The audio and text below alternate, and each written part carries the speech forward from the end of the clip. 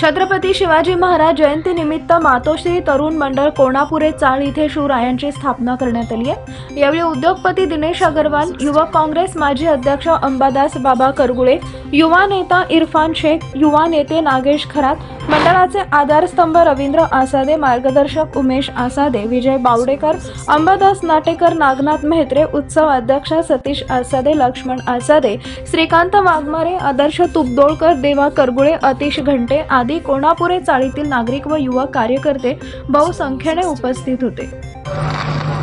जयंती निमित्त आज कोणापूर चाळीच्या वतीने इथं आज स्थापना करण्यात आली।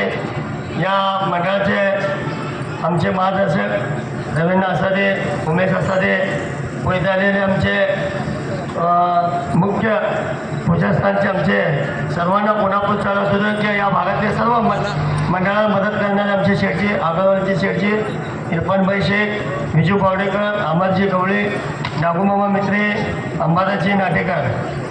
आत्ता इरफानभाईंनी सांगितलं की या चांदणी चौका फॉरेस्ट भागात सर्व गुण्यागोविंदाने आपण आजपर्यंत कुठल्याही गोष्टीला गालबोट न लावता सर्व जयंती आनंदाने गोविंदाने साजरा करत असतो।